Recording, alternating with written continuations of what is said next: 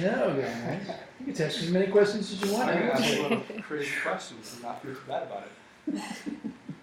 Knock yourself out. I'm not sure if I'll answer, but we'll give it a shot, right? I don't have the answers, but why not, right? So, it's interesting. I was preparing for class, and I was cleaning out some old magazines in a bin, and I found one, an old New Yorker magazine, and I was just leafing through it. And this class covers Cheech Rock. I remember it. Yeah. And so there was actually a cartoon in the New Yorker on Cheech Rock. You can believe it. Here, let me go. Pass it around, and you can see if you can sort of let it sit with you. This is just a train, right? When we get to it, you'll see if it resonates or if it makes any sense when we get there. That's great. But I'm gonna try to see if I can get to remember the translation for Cheech Rock is.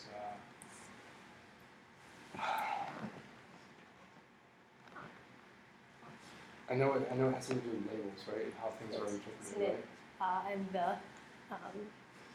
there's like an archetype in your mind. We're going to talk about it All tonight. right. Okay.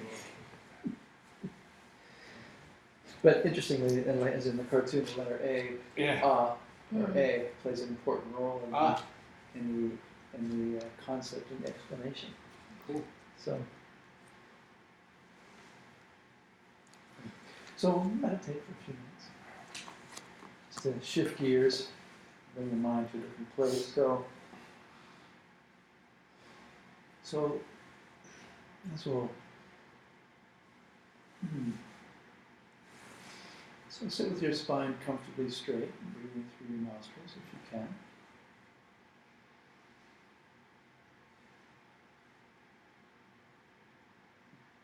And watch your breath for 7 rounds. One exhalation and one inhalation being 1 round. Just calm your mind and still the thoughts as you watch your breath.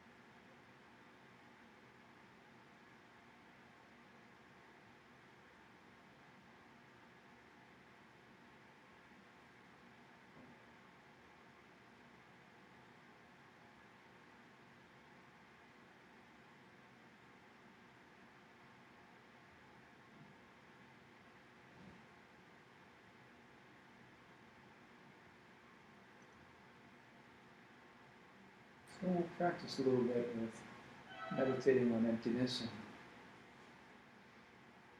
how we conceive things, how we label and identify and name things.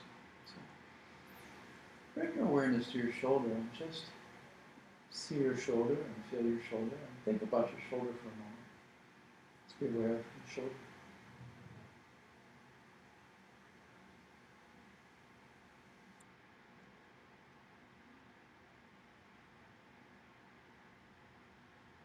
Now identify the hardness of the skin and the muscle and the bone. Be aware of its hardness, softness.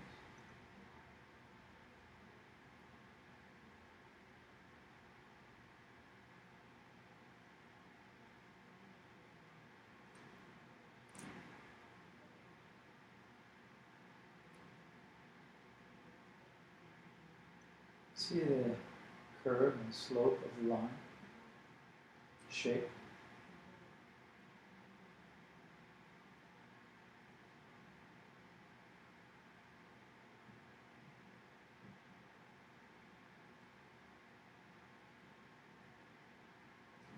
See the color, texture.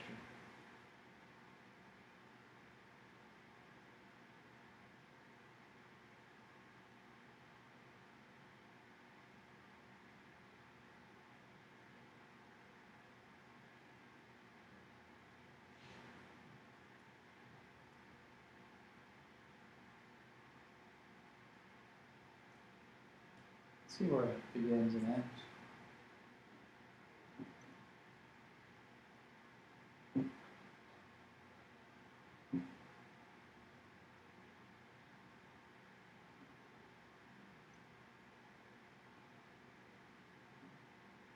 Which of those is the shoulder? Think again, shoulder.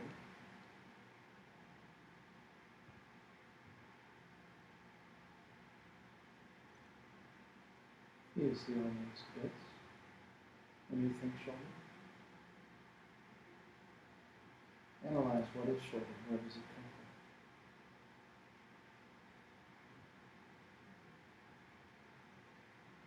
from? From the starting and stopping point? From the shape, color, hardness.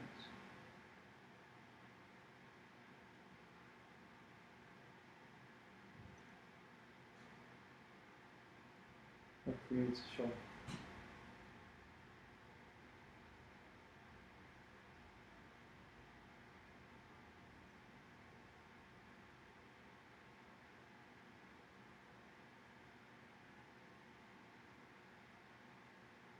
How far down under the skin does it go before it's no longer a shoulder?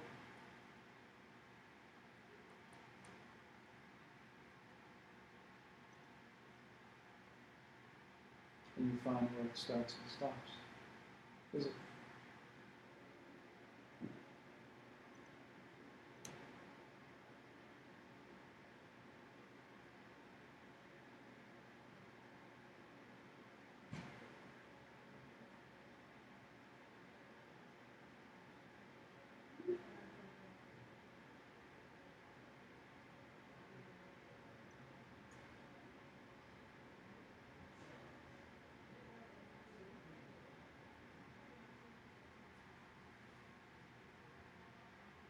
The shoulder has no beginning and no end. No starting point, no ending point.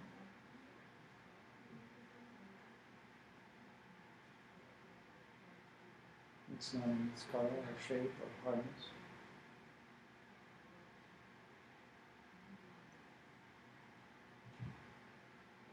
Listen to the idea of shoulder.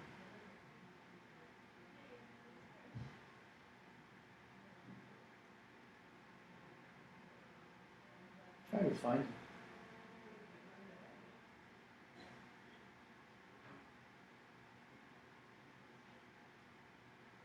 Where is shoulder?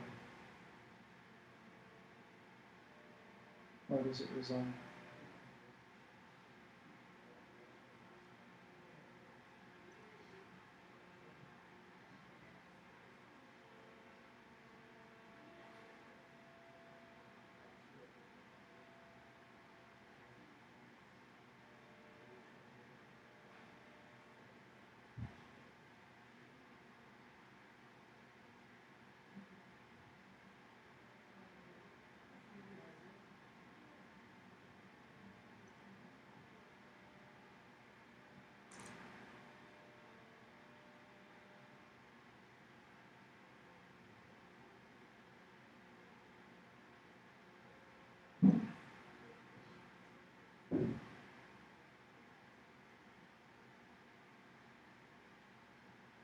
When you find its absence, focus on that feeling, that awareness.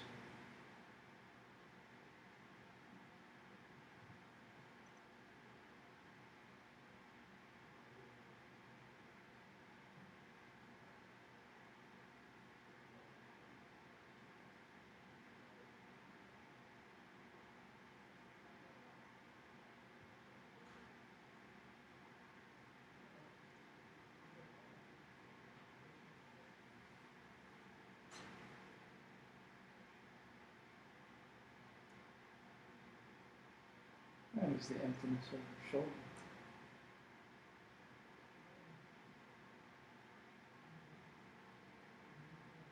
You can do the same thing with yourself on different parts.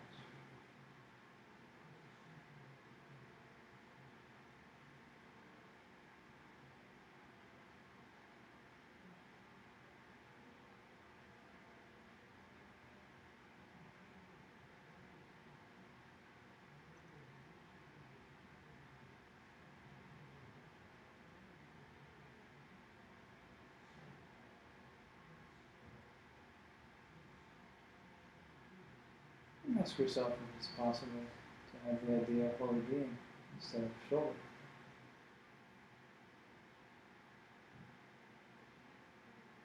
There's no shoulder from its own side.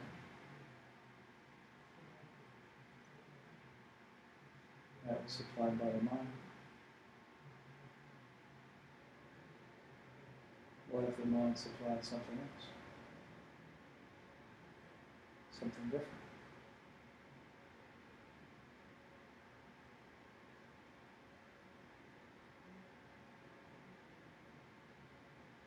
And it would be that for you.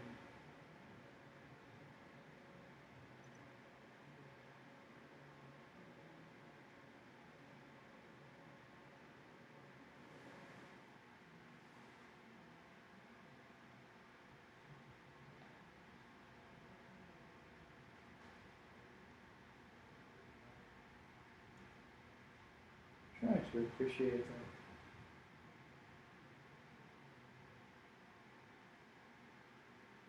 Just as your shoulder is empty of nature in its own side, so are you.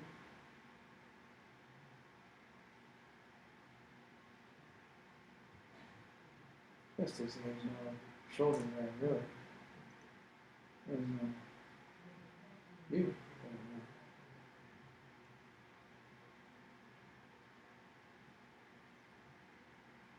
Yeah, it's supplied by the mind. When the idea comes, then it's you.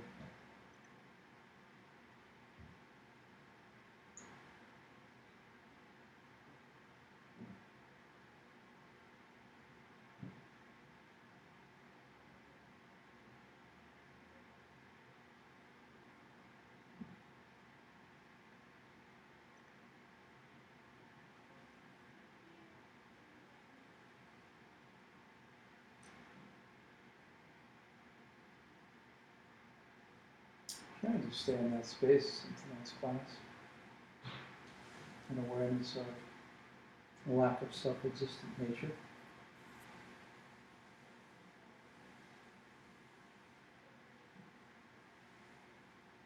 And bow down to the empty nature of all beings and all things. May everything manifest as complete purity and holiness. Thank you for coming. Tonight we're talking about logic. And logic is an integral part of monastic activities. They spend 12 years on the perfection of wisdom in the monastery. And then 2 years on Abhidharma, 2 years on Vinaya.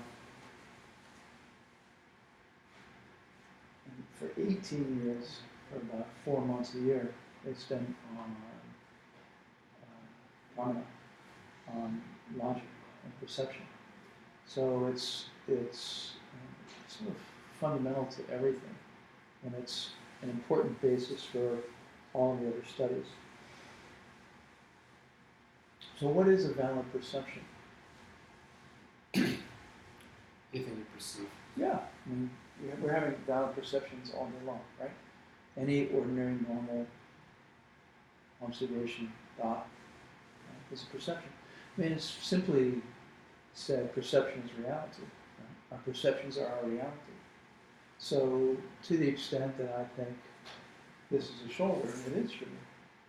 And when I examine it, I find that there's an idea there, that I've superimposed an idea, that I'm relating to an idea, that I have an idea about what this is.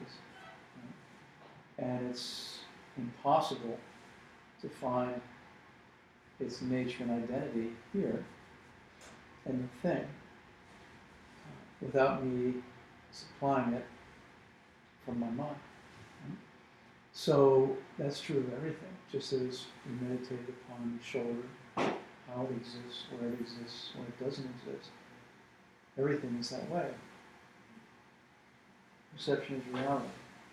So, very important to understand valid perception. Very important to understand what is an accurate perception, what is an inaccurate perception, what is a valid perception, what is not a valid perception from a Buddhist perspective, right? So, that's a chair, that's a clock, that's a wall, the fans get noisy, all perceptions, right? What's a non-problem, what is not a valid perception? What would be an example of something that's not a valid perception? When your mind is so afflicted that you, your perception is somehow obscured. Maybe you get crazy jealous of somebody, for example, and you think that, they're trying to steal your boyfriend or your girlfriend, and make up all these stories, right? Well, is it a valid perception? Yeah. Nobody said it has to be accurate, right? So, because what is objective reality, you see? Is there an objective reality? Right. Is there a true reality? No. There's not a reality out there from its own side, right? So, we would say, for example, let's say you see something like at dusk, you're walking, you see something go across the path in front of you, the sidewalk in front of you, you think, in the country it would be like a squirrel, in the city it would be like a rat. So. Oh, quick question. Do you guys have keys? I don't. You don't. Okay. Hold on. When's the break for the class? 8:30 maybe? Okay. How many for that? Whatever you Are you on or? whatever you got, whatever you all like. How much have I missed? To do without it. You're good, right? A lot? 19 minutes? Well, of which that was meditation. A 19-minute meditation did I miss? Very important decision. Very good meditation. We were meditating on the emptiness of our shoulder. Practicing a little emptiness meditation. The right shoulder or the left shoulder? I was doing my left shoulder. So, you're walking down, say you're walking down the sidewalk at dusk and you see some movement there and you think there's a rat, and then you look more closely and you realize it's the wind blowing some leaves or some trash or whatever the case may be, right? And so that's not a valid perception. You see something and you think it's one thing and you realize it's not, right? So most of what we experience is a valid perception. Right? So what was the stance on drugs and alcohol? Drugs and alcohol, they said you're impaired. Is it invalid perception or? Yeah. So for example, let's say you have a mind which is, you're drunk, Yeah, like or you're ayahuasca impaired, or or you have, schizophrenia or whatever. So that would also not be considered valid perception. Okay. Right? So, you have to make a distinction between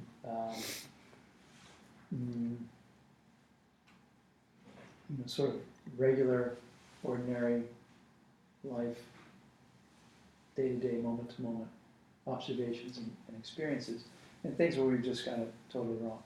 So to elaborate on what you were saying a little bit more, let's take that one a little further. So let's say you were very jealous of someone, right?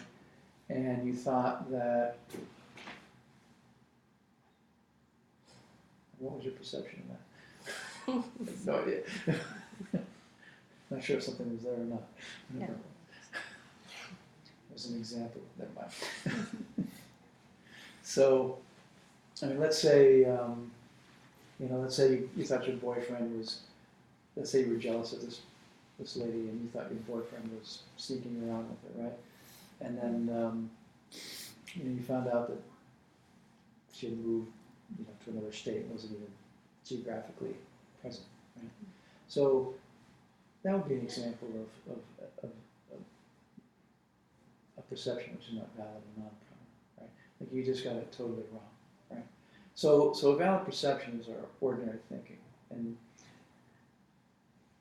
it's just that's a wall, it's 2 o'clock, the sky is blue, etc., etc. So, okay. So 99.9% of our perceptions are valid or prominent, right? We have them all day long. So when we study logic and when we study the science of valid perception, we're studying how we know something is true, how we know what we're being told is actually accurate, how it's valid, right? So pramana is the study of how you perceive things, how we perceive things, right?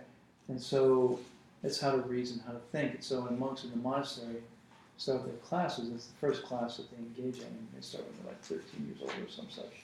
And it's sort of a fundamental reasoning. And they spend a couple of years on it. And after they've been taught how to use logical reasoning, then they're allowed to start to join the debates. And so in the monastic system, in the Buddhist monastic system, they have debates usually for 3, 4, 5, 6 hours each evening for 4 months at a time. And so they'll have classes in the morning where they'll learn the subject matter for a couple of hours, and then they'll have time to process it, and then in the evening they'll go and have debate, or they'll actively debate with each other for 3, 4, 5, 6 hours in the evening. And normally in a monastery there's a walled courtyard, and you go into the walled courtyard and there are hundreds of monks milling around. And you're not allowed to have any books or any written materials. It's just what you know and what you've memorized and what you've learned. And so there are different classes and sort of about 15 different levels that they work their way up through according to how much they've learned in their education. So you'd just be walking around this courtyard and be monks young to old. And you sort of try to catch somebody's eye to start a debate and to have a debate with them. So they'll spend an hour or two first doing that, where you just sort of walk up to somebody and catch their eye and say, hey, you want to have a go? You want to go at it here? And it's one-on-one debating. So one person sits down and one person stands up, and the person who's standing up is sort of the attacker, or the person who's grilling the person sitting down.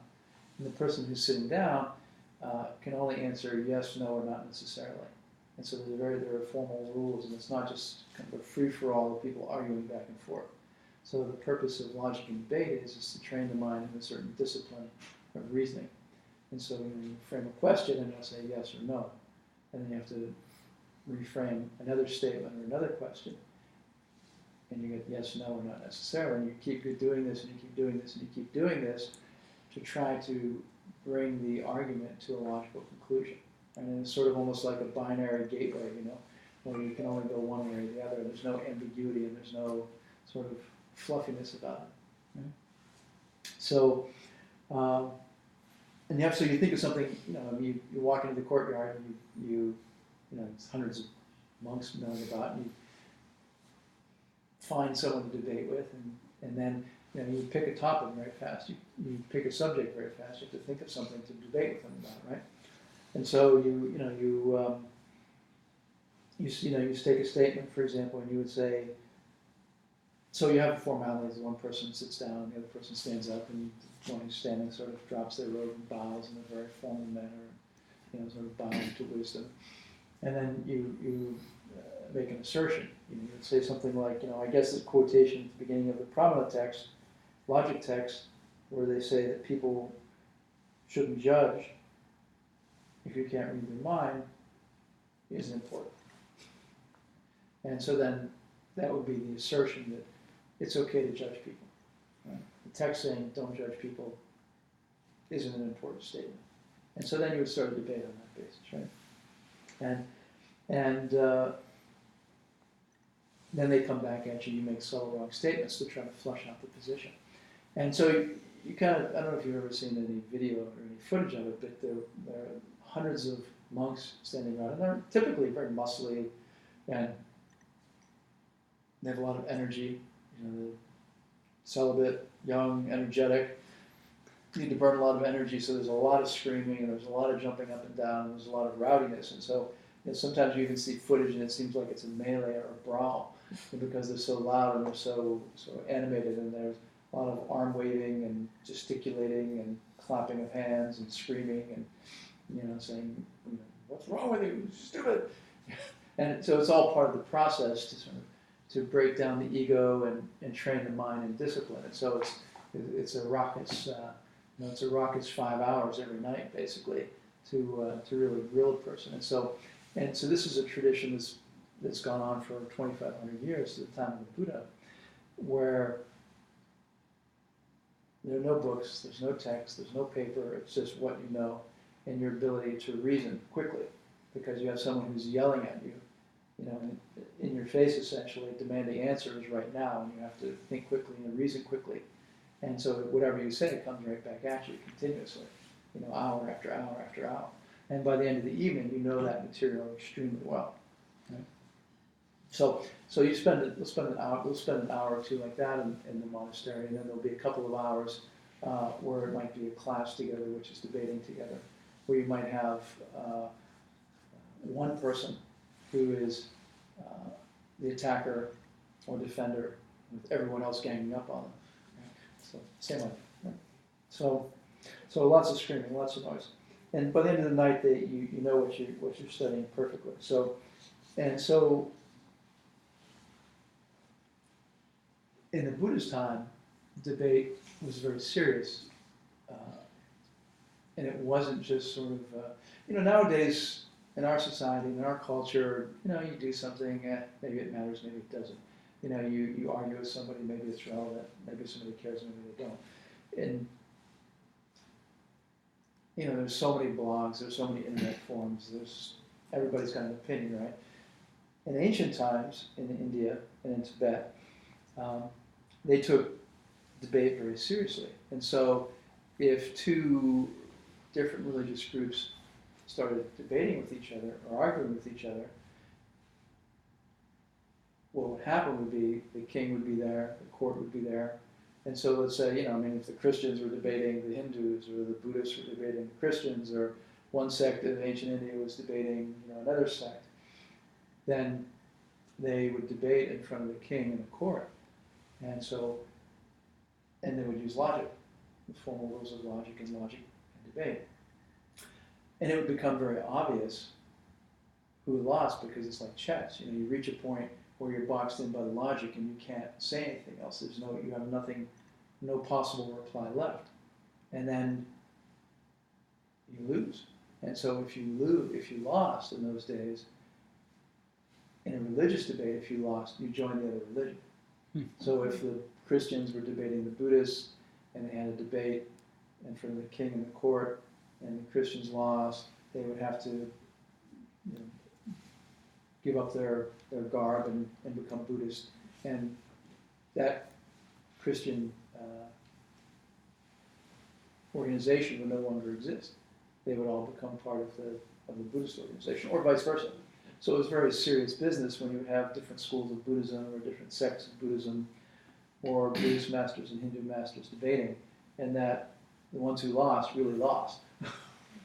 They had to give it all up and become Hindu or Nyingma or whatever the case might be, right? So serious stuff. And even in the monastery, when they debate now for a Geshe degree, it's like there's a flow chart. So a Geshe degree is when they're being examined after they've studied for 15 or 20 years, and they're being examined in public debate. For a Geshe degree, they're debating in front of hundreds of the highest scholars, and so they actually get a big roll of rice paper, and they go out in the field and they start drawing flow charts, like little tiny flow charts of all the possible logical arguments, right? And so you take all of the logic and all of the arguments and all of the debates, and you draw all the possible options out. Yes, then this, no, then this, with all of the possible branches of reasoning and logic, right? And they put that up on their door, and then they study it for 3 or 4 months before their public debates and their debate examinations. So it really is this sort of very precise process, I guess you'd say. Okay, so anyway, so the classic use of pramana, in the beginning of the pramana text, the Buddha says, don't judge other people if you don't really know what they're thinking. If you can't read their minds, then don't judge them. Right? And so the Buddha goes into this ancient story where there were 2 monks in a monastery, one of whom would go into town and teach the lay people. And one of the monks in the monastery thought it was improper and became jealous and spread rumors about the one going into town, saying he was behaving improperly and doing whatever he shouldn't have been doing there, and slandering him. And then that monk got kicked out of the monastery, left, or was ejected from the monastery. And so the Lord Buddha says, I was that monk. I was the monk who was slandering the one going to town. And so he says, I can tell you don't do it, because then I lost my robes for 500 lifetimes. I was an ordained person, and I lost my robes, and in 500 lifetimes I had this low rebirth. And then so he went into this long sort of explanation of if you judge other people and cause them harm, then you yourself will suffer, right? So this is how it starts off with him saying, if you can't read people's minds, don't judge them, right? And the purpose of logic is to understand that and other things. Right? So,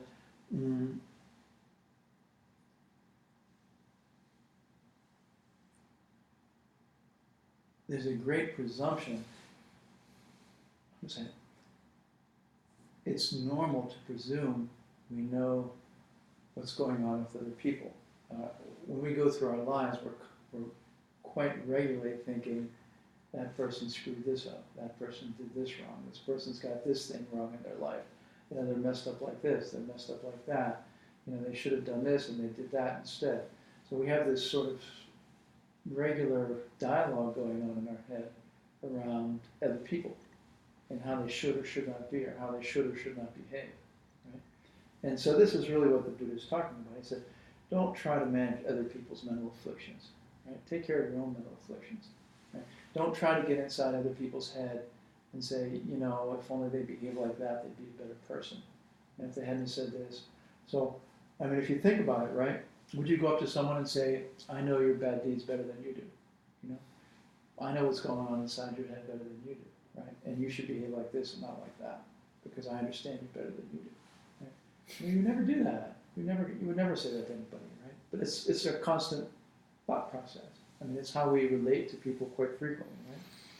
So constantly judging other people and believing that we know why they're acting the way they are or what's going on in their life, right? So if Buddhist teachings are true, and if Buddhist practice works, as one meditates, as one engages in ethical behavior and ethical living, their mind changes, right? Their mind becomes more pure, their mind becomes more clean, clear, right? And their perception of the world changes, and their perception of reality changes, right? Perception is reality, right? So each individual's perception is unique to them. And the fundamental principle of Buddhism is that a mind which functions,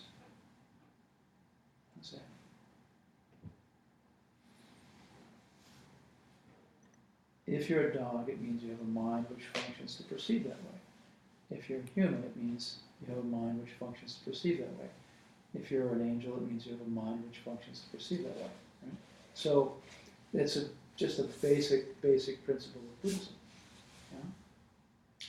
So if we accept that, and if we believe that, to think that we know where another person's mind is kind of crazy, right? Like I would begin to presume to know whether Matt's mind is, this beautiful, pure thing, which is thinking holy thoughts all day long. and that he's just spending his day thinking about how can I help people, and how can I benefit people, and how can I love people, and how can I serve people, and all this person needs to be yelled at to, so that they stop behaving, unethically, or whatever. I have no idea what Matt is thinking, right? And it's crazy for me to presume that I do, right? So that's what the study of trauma is for. That's what the study of perception is about, is to understand the relationship between perception and reality, and to understand that it's really crazy, as an educated Buddhist, to think that we know what anyone else is thinking, short of reading their mind. Right? How could, if you just think about it, someone who doesn't know anything about ethics, right, or karma or emptiness, and is just sort of impulsively going through life, acting out whatever reflexes arise, right? The nature of that person's perception has to be radically different than the nature of the perception of someone who's highly ethical, very loving, very pure, great bodhisattva motivation, clear, still mind. Two very different perceptions of the world, two very different perceptions of daily life. And by extension, as one practices more and more and more, and has a more and more still mind, and a cleaner and more pure mind, and a more holy mind, then the perception changes more and more and more, right? And so their experience of the world and their experience of reality is very different than somebody who has just an ordinary mind. John, there's some cues that you can you see somebody who's turning red, they're obviously angry. Mm-hmm. You can say, you might be able to read their mind. You can say, that guy's mad, or that guy's having angry thoughts right now. Yeah. Better get out of the way, right? Yeah. It means. So that cuts to the heart of it, right? So that sums it up in a nutshell, and we can go home after we talk about this. Is there an angry guy there from his side? I have a perception of an angry guy, right? Mm-hmm. They're subject-object interaction, right? We talked about the three spheres previously. All of reality is contained or subsumed by these three spheres. It's called. It's me. There's what I perceive. The thing outside of me, and the interaction between those two. None of them exist from their own side, right? There are colors and shapes and decibels and sounds and motions, and all of the sensory inputs are there, right? My experience of it is an angry guy yelling at me, right? What is his experience of it? That's exactly what this opening verse is addressing. So you have no idea what's in that person's mind. The opening verse suggests that if you shouldn't read somebody's mind because that person might be a bodhisattva, you don't know. So it implies that there's something there. Absolutely, there's right? something there. So, in our daily life, in our interactions, right? Very important to make the distinction between it's over there versus it's over here, right? Yeah. My perception is, my experience is, right? My valid perception, my normal perception, my life experience is there's an angry guy there yelling at me. And where does he come from? Right? And this is the essence of it. The essence of it is that there is an experience, right? There is sensory input. There is an experience, right? There is something there. It's not there from its own side. It doesn't exist from its own side. Right? I supply the full spectrum interpretation of every sensory input of my mind. Right? And the dangerous tendency and the dangerous habit, normal, ordinary, dangerous human habit is to say, I know what's going on for them. Right? I know what's in their mind. I know what's going on for them. I know what they should or shouldn't be doing. I know what's right and I know what's wrong. And I mean, not to extrapolate too far. Just at a fundamental level, in any interaction, good or bad, It's either coming from me or it's coming from them. It's just that simple, right? And the natural human default is to say it's coming from them. And it's wrong. It's backwards. You know, I'm supplying it all. Right? My perception, my experience. Right? It's hard, right? It's very hard. It's very hard it's very hard to relate to that. It's very hard to accept that. It's very hard to default to that, right? Yeah. I mean, I share Matt's concern about this because while I remember Atisha once said, I think, it's always never try to find fault in others, always try to find fault in yourself, which seems to be along the same sort of vein as this. And I remember you teaching about Shantideva, and when in the monastery thinking he eats, sleeps, and defecates, and useless for anything else. And in both cases, those two ideas point towards what you're saying. Never assume you know anything about anyone else. From your side, you have an inclination. However, you can read Malcolm Gladwell, who talks about thin slicing, and you quickly make an interpretation upon something based on your own life experience, and 99% of the time you're right, even in other people. You hear psychologists today say things like, it's really easy to see something that's wrong with someone, but you can't tell them that. They have to discover it for themselves, and that's the whole idea of psychoanalysis and things like that, which is more, I think, in keeping with what Matt's saying, like you can kind of tell when somebody's angry, their face is red. You think. You're saying, no, be careful with this. But you said a couple of weeks ago something which was an instruction to us, which was, okay, first try to look for something that someone else wants. If you see them looking at the candy over there, go offer them candy. The next step was to try to put yourself in their shoes and think what they're thinking. Try to be in their own mind, which seems to be in contradiction to what you're teaching tonight, which is you can never know what somebody else is thinking. You never be in their mind. It's only from your own side that you see this. So you can see why it would be important to us to be able to think we can know what someone else is thinking. Yeah. How is this logic helping us discern when to try to do that Yeah. and when to avoid it? So the teaching on, that was teaching on exchanging self and others, right? Yeah. To try to engage in bodhisattva activity to say, to approach it at different levels, to say, how can I help the other person, what do they want, right?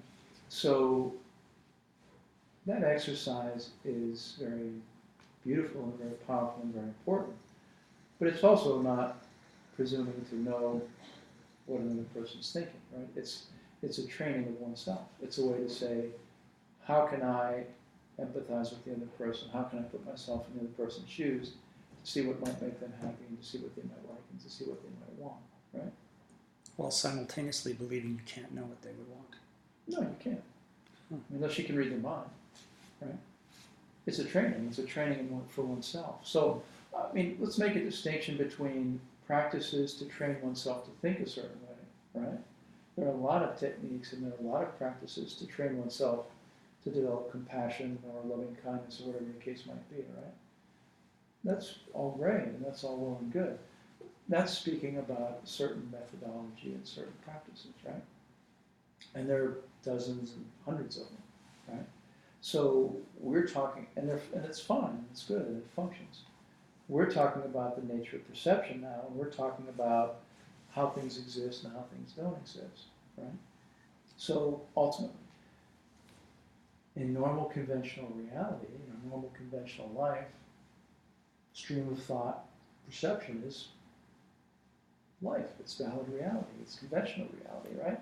This is a room, these are chairs, these are walls, the lights are a little dim, etc., etc. There's a guy yelling at me. It's all fine. It's all normal, unexamined, conventional reality. It functions, right? But that's not really what our point is. Our point is that we're speaking about how things work at a karmic level and how things work at an ultimate level, right? We're saying if you want to try to live congruently with karma and emptiness, karma and ultimate reality, that it's essential to understand the nature of perception, and it's essential to understand how things exist, right? And how things don't exist. And the way in which things exist and don't exist is there are parts, there's data, there's information that we take in through our senses, right? Our senses and information to the brain and the mind, which then processes it and conceptualizes it and says, that's a yelling, angry guy, and I'm unhappy and I'm upset, right? There's not like a little angry guy that's broadcast that, like, somehow they're like little angry guy units, that come through my ear or something, It's not like there's like, how would I say it? It'd be like there's like a little angry guy that's like traveling through the airways into my mind or something that I'm detecting, It doesn't work like that. I hear certain frequencies, I hear certain decibels, I hear certain sounds, I see certain shapes, I see certain colors, right? It comes in through my senses, it all gets assimilated in the mind, put it together into a picture, put together into an idea, which I then go, the light bulb goes off and I go, ding, there's an angry guy yelling at me and I don't like it and I'm getting really pissed off. And that all happens in a millisecond, right? So, and you can keep going and keep going and keep going. There aren't even, sounds, there are sound waves, and they don't even, and they just go by, hairs, and I don't know how it works. They, hit my tympanum, and it moves a bone, and that bone touches another bone, and which causes like sodium molecules to travel across certain cell membranes, which then cause, electrons to move over here, which then causes a nerve synapse to send an electron like over there, and somehow that's like an angry guy, right? How is like a few sodium molecules and a few electrons and like blah, blah, blah, blah, like equal an angry guy, right? So it's not like there's like something that was over there that traveled into me that I just bopped up into my head and I went, well, the angry guy was there and it came into me, I got it. No, not possible. It doesn't exist. No such thing exists, okay? And we keep deluding ourselves and we keep fooling ourselves, thinking that there's like little angry guy units outside of us, and those little angry guy units come into us and like somehow get soaked up in us, and they pop up as us recognizing that there's an angry guy floating around out there. There's no such thing, okay? There's data coming in. It isn't even the data we think that's coming in, if you really break it down at a biological level, and we've talked about it in past classes, 97% of the nerve impulses that come into the system are filtered out by the spinal column, before it even reaches the brain. 97% of our sensory data doesn't even make it to processing, to conscious processing, or even brain processing, or whatever you want to call it. So the whole way in which we think that we presume things exist and we relate to things existing isn't how they exist, even at a basic biological scientific level, let alone a karmic level and a level of ultimate reality, right? And so that's what we're talking about here. What we're talking about here is simply saying, look, you're taking in data, folks, okay? Based upon that data that you're taking in, something pops into your head, and you think it's out there, and you think it's real, and you think it exists concretely, and you think it has an identity, a hard and fast identity, and a hard and fast nature, and it's really sitting over there as some kind of solid thing, it's like magically self-standing, and it's not. It doesn't exist. No such thing could ever exist. So yeah, there's input, absolutely, and there's an interpretation of that input, absolutely.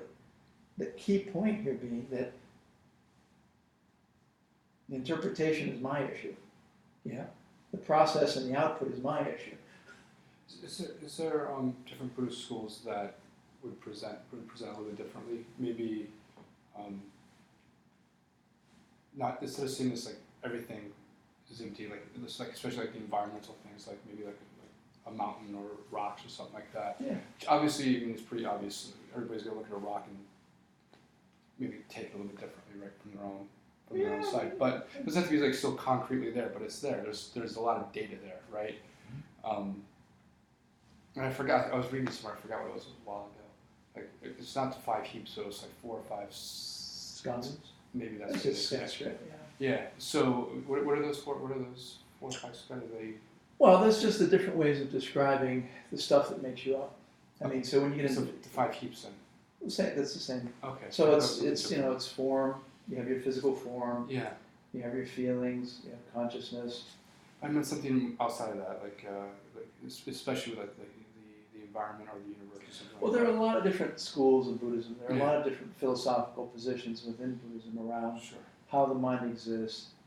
and This is my various hand different right here. things. This is what you So we're talking about the Madhyamika Prasangika school, the highest school of Buddhism, and their take on the nature of reality and how things exist, which is that you take in data through your senses, you process it with your mind, you conceptualize it, and you label it, and you name it, and you project it onto the stuff, the external stuff, right?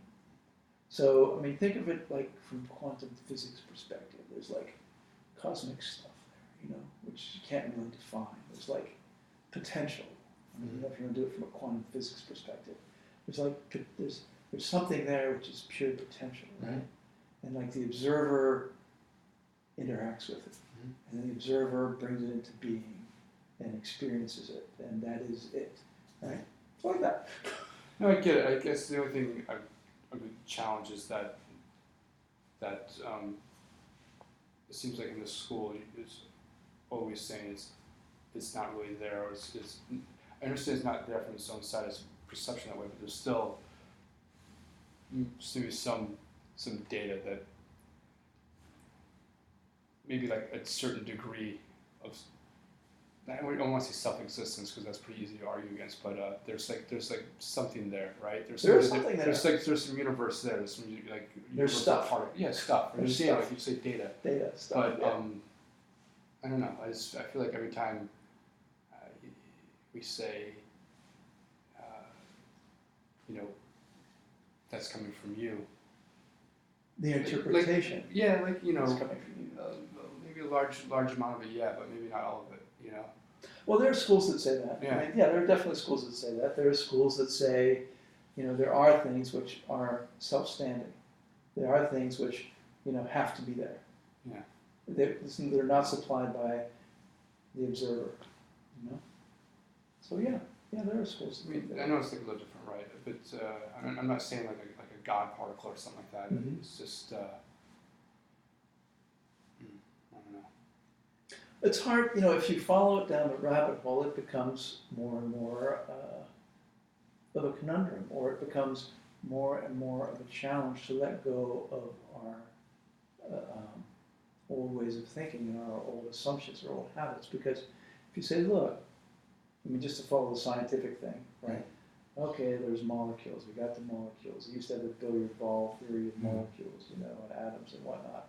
And then we went down to, with the electron is not the smallest particle. We went down to smaller particles, and then we went down to smaller particles, and ad infinitum going to smaller and smaller particles with some notion that eventually there will be the God particle or the smallest particle, which is the building block of everything.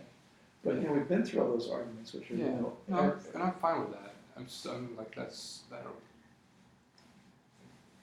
from a scientific standpoint, I'm okay with that. I think most science is okay with that as well. Like modern physics as far as. So if you say that there is no smallest particle, yeah, right? There's no partless particle, right? Right. And then what you're left with is then what is there? Yeah. But when we particularly talk about like inanimate objects, particularly like mountains and Or rocks and a dirt and rock. stuff like that. A rock is made up of something, right? Yeah, sure, it's made up of parts, and there's still. Yeah. I agree that there's still your input of that on that to a certain extent, but if all of our inputs aren't going to that rock, I still think that rock's going to be there. Would it be a rock? Well, rock's a label. It's just a label, right? Exactly. There's going to be something. There's going to be something there, right? Like, So there's actually a great. You could do it with anything. Like I remember. If you think like if we had a rock, you could pick up a rock, and you can say like, okay, feel the hardness of the rock, right? If this were a rock, feel the hardness of the rock, right? Look at the shape of the rock, okay? Those are two different senses being combined into a rock, right? That's how the rock exists, as a combination of multiple senses being mixed, if you will, or combined, or aggregated. Yeah, the human perception of a rock. Right. And so, is there something there? Yes. what made it a rock. The feeling of the hardness, the visual, something in us made it a rock, right? Now, if I wasn't making a rock, would there something there? Well, yeah, but it wouldn't be rock. And so we get to this when we talk about Chi-Chedrock later this evening, hopefully. Yeah. So I guess my point to bring it all back together is that Yeah. when I say I observe an angry man, Yeah. I can, maybe I can't read his mind, but I can say that man's angry and maybe I should get out of the way, or maybe I should try to help him or maybe calm him down. And when you say, like, it's coming from you, then that's what I mean by the rock. Well, okay, maybe my perception. So let me offer It's coming something. from me, Let me offer something. See if it helps. Okay. I see somebody yelling. Yeah. And he's an angry guy. Yeah. Right? It's just flip the language, right? It's very helpful. I find it to be very helpful to flip the language. I see an angry guy. Mm-hmm. Not there's an angry guy there. Yeah. I see an angry guy. Because now it's about me, not about him, what's there. Mm-hmm. Language is reflective of thought process. Mm-hmm. It's very important, in fact. Anytime we say the angry guy is over there, mm-hmm. that is an expression of self-existent thinking. Right? As opposed to saying, I see an angry guy. I'm experiencing an angry guy, which is an expression of the fact that this is my reality, this is my perception, this is my experience, which is about me. So it's really flipping the paradigm to take personal ownership, if you will. Yeah, I'm okay with taking personal ownership, but I could also say me and, me, I, and every other human being who happens to be here sees an angry guy because we're humans, right? It isn't so much, you could maybe break it down and say, maybe I did something bad a long time ago and I'm seeing an angry guy, but the reality is everybody who's in the room is, Or maybe if they're a regular human being, maybe everybody but one person, right? But You might think it's kind of funny. But is that saying everybody in the room collectively did something in their past which brought about the karma that everyone collectively sees an angry guy? To some degree, everybody I has. mean, isn't there some sort of democratic process where if everyone sees it, it is inherently that? But no, because only human beings see it, right? So, like, yeah. No. Yeah? I mean, that's my point is just because everyone sees it doesn't make it inherently No, true. I mean, look, you could have infinite variations of this, right? You have an angry guy in a room with 30 people, 2 could find it funny, 2 could find it, Right. irrelevant, and 28 could find it unpleasant. The fact that people have different experiences of the exact same event means it's not a self-existent thing coming from that. It's coming from the perceiver, right? I mean, it's just, right?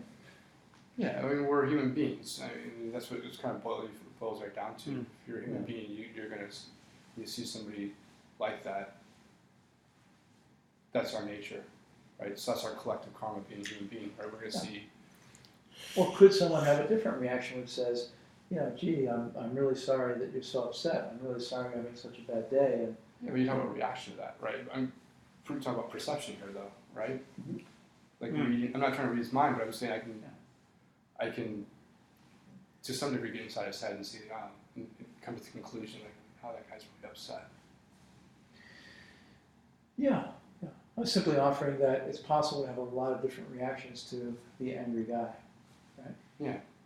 So even the way in which one experiences and relates to and responds to the angry guy is going to have many possible variations, right? Sure.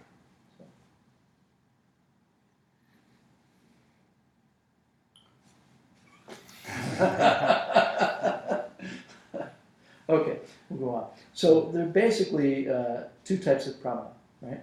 So the things that you see with your eyes, ears, nose, the things that you experience directly. You have valid perceptions you experience directly, right? See an angry guy, hear somebody yelling, see the sunset, or even the thoughts that you hear inside your head. Listening to your own narrative. Wow, that was really dumb. I really wish that hadn't happened. Those are all valid perceptions, right? So that's the first time. Yeah. Direct perceptions, correct perceptions, except when you see like the the leaf blowing across the room. So then we have what we call a deductive valid perception. So so you see this, right? All right. So you didn't hear a sound, right? Mm-hmm. Is it behind my back? Not on my hand, but not on the floor. Probably. Yeah, so that's a valid deductive perception. That's which? Valid deductive perception. Also known as indirect. I don't know. I would, Huh. So you use reasoning to come to a conclusion, right? You use reasoning to perceive that this was still in my hand behind my back. Right? That was used based on the information that you had available to you. So that is just as valid in Buddhism as direct perception. Okay, a deductive perception is just as valid as a direct perception in Buddhism, right? Which is very important, right? Equally valid. Right? It's good as seeing with your eyes. There are many realities that we can't perceive right now, that we can't experience with our senses. Right? Many things that we can't observe directly. So the benefit, there's a tremendous benefit of being able to deduce it and to understand it through deductive reasoning. Right? I mean, think of astronomy or physics or whatever. There are all sorts of things which can't be directly observed, but they can infer it based upon data. You know, well, the light was bent this way, which means there's a black hole over there, even though we can't see the black hole, whatever, you know. I mean, you take in the information and you make deductions. Yeah. Well, you're losing me because a moment ago we said with direct perception, it's still not valid necessarily. We can see an angry guy, and it's not valid to assume it's an angry guy. And now you're saying with deductive reasoning, we can say it's valid. I thought nothing was valid ever. At some point. So we have to be very clear about the terms, right? Yeah. So what is a valid perception? It's the first thing we started with. Yeah. Having valid perceptions all day long. Yeah. Right? Valid perception is the walls are yellow or pink, whatever they are, cream. You know, those are 99.9% of the time we're having valid perceptions. Okay? Every ordinary perception is a valid perception if you're not drunk or, you know, hallucinating or whatever the case might be. Okay. So in Buddhist logic, that is the definition of a valid perception. But it's not necessarily a wall because of emptiness. That's a different matter. So Oh. you can't mix up your terms. You have to keep your terms straight. Right. So we're talking about logic. We're talking about what the specific definition of what a valid perception is. It's ordinary perception. Right? And then when you talk about ordinary perceptions, valid ordinary perceptions, there are two types. Right? There are those which you use your mind, senses to perceive directly, and there are those which you have to deduce because you can't perceive them directly with your senses. Okay? Right. And there's a whole class of stuff which we have to use deductive reasoning to understand, like emptiness, for example. You know, we can't initially perceive emptiness, and so we have to use reasoning and deductive perception to understand it and to approach it, right? Or the workings of the laws of karma, for example. We can't observe them directly, and so you have to use deductive reasoning to understand the workings of the laws of karma, right? So, and that's the point of all this. That's the point of going into logic, is to be able to perceive objects with reasoning, which Buddhism counts as good as seeing with your eyes. Right? So, why? Because if you figure out that karma is true, if you figure out that, let's say it differently, if you study karma, if you learn the laws of karma, and you understand that lying does not produce wealth, right? Then you'll stop lying. Right? If you lie and 30 seconds later you get an extra $100, according to the laws of karma, the lie didn't produce the $100. They just happen to be sequenced right next to each other chronologically, right? One happened next to the other. You know. Lying can't be a cause of money. What's the proof? If it's a true cause, it would hold all the time consistently. Lying does not consistently produce money every time. The only thing that can produce money is giving. Right? Does that mean that every time I give, I'm going to get more? Yeah, absolutely. According to the laws of karma, it must be. It can't be anything else. Always true. You know? So that's basic causation. Right? So you have to use reasoning to understand that. You have to use deductive reasoning to evaluate that, right? I can say to you,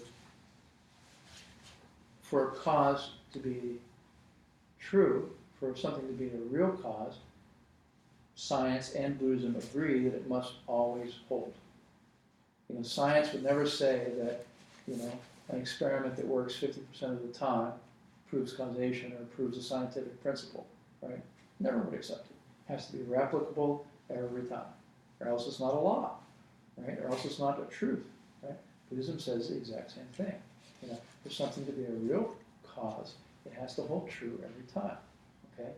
You cannot tell me that lying or cheating or stealing or being clever or being faster or being smarter or anything else produces wealth. It doesn't, because it's inconsistent. Okay. Deductive reasoning leads one to conclude there is no other possible option except giving that leads to wealth. It is the only logical conclusion. It is the only thing left after every other possible option has been eliminated. That's deductive reasoning. Yeah. Are there any explanations from enlightened beings as to why the laws of karma are the way they are? Why there's a timeline? Just why those laws exist in that specific way. Is there some explanation? You mean why, for example, like produces like? Right.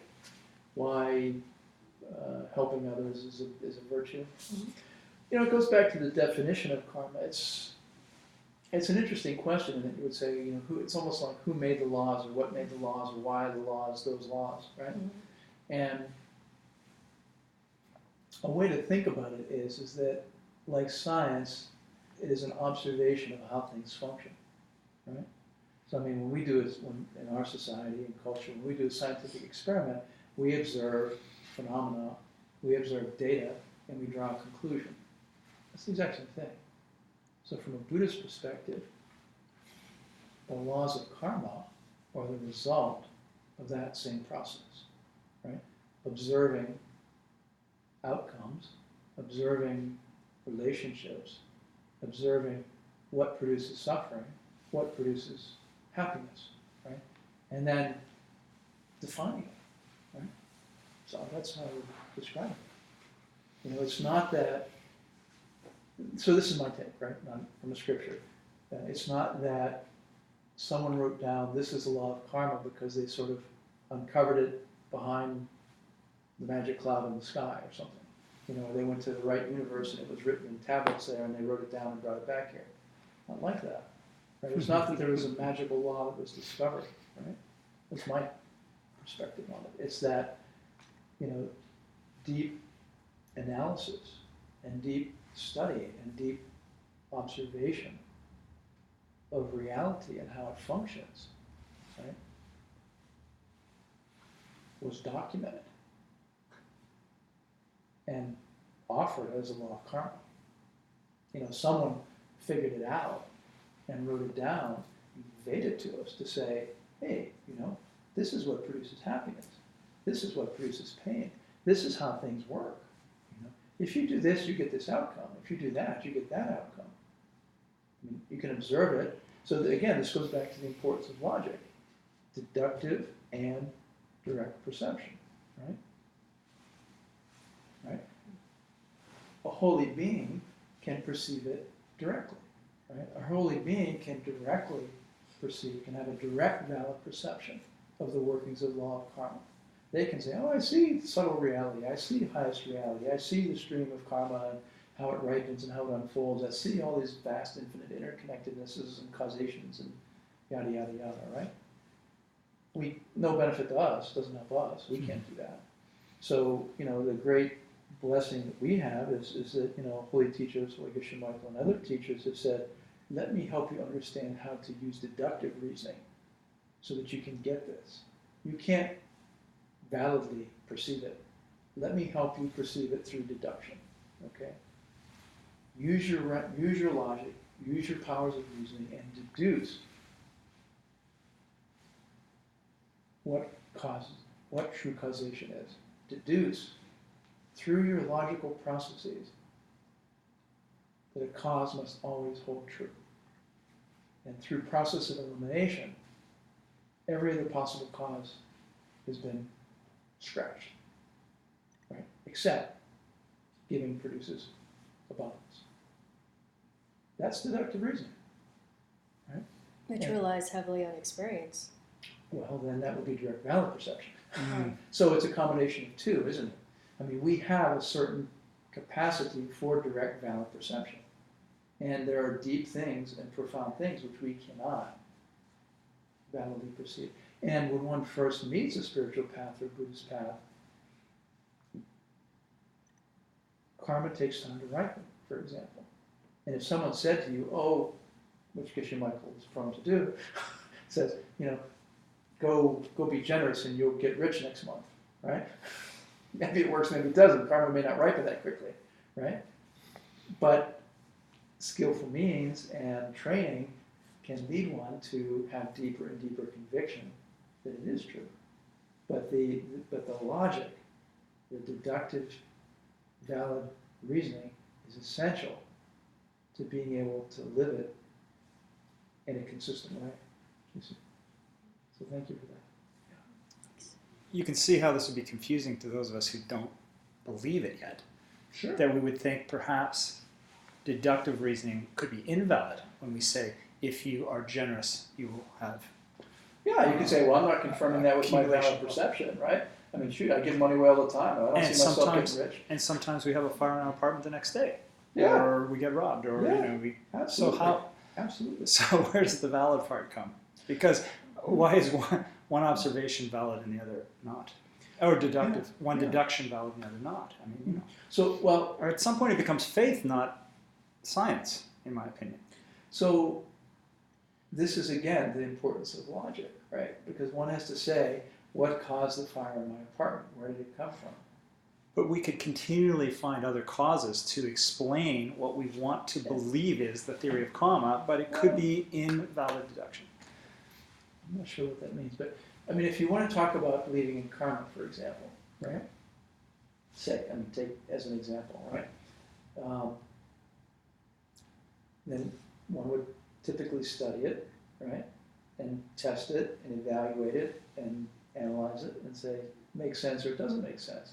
But we go through all these different reasons and we say, look, where do things come from? There are a couple of options. Creator God, Big Bang, random molecules bouncing around, right?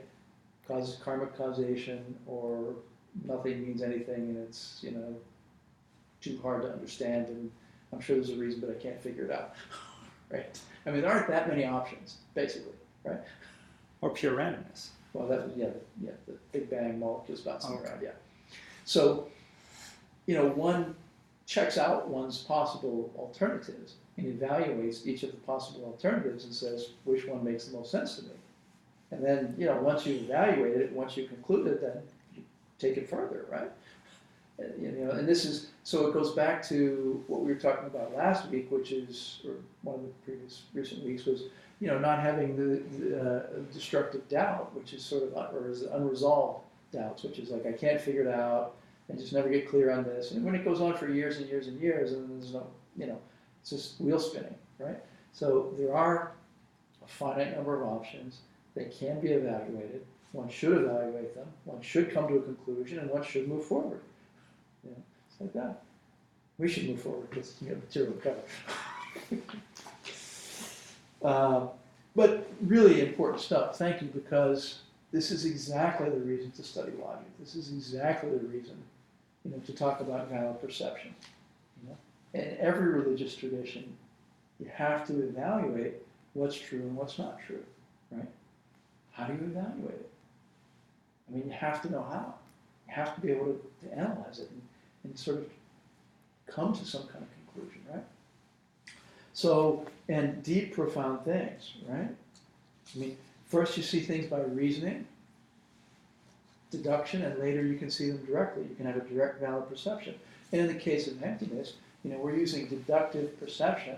Like, I can sit here and I can say, we did the meditation on our shoulder at the beginning of class. We can say, okay, there is no self-existent shoulder, there is no self-existent arm or leg or whatever, jaw, right?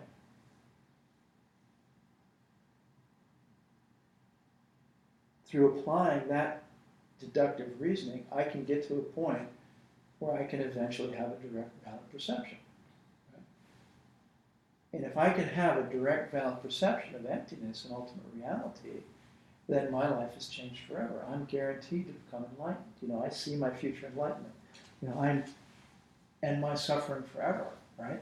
Paradise, becoming an enlightened being, you know, based upon that experience. So the reason that pramana, logic and perception, is so essential in the Buddhist path is it is the thing which can familiarize us with emptiness, karma, and ethics, so that we can then have a direct, valid experience of it. Because if we cannot use deductive reasoning to understand karma, and if we cannot use deductive reasoning to understand emptiness, how are we ever going to get to the direct perception of it? And how are we ever going to end our suffering forever? Right? So first we have to see it with the reasoning and deduction. So, and that's why we need pramana. Okay? And, you know, you could spend a lifetime on it. Gyaltsen Je, I think, said that the kindest thing Geshe-Kappa ever did for him was to teach him logic. Right? Okay. So, just to be further confusing, let's talk about what's a reason. We're going to go from valid perception now to reasoning. Okay? Different, shift gears there. In fact, take a break. When you come back from break, we're going to get into a little bit of logic and logical statements and logical reasoning, which is different definitions and different approach. All right? I hope someone brought cookies.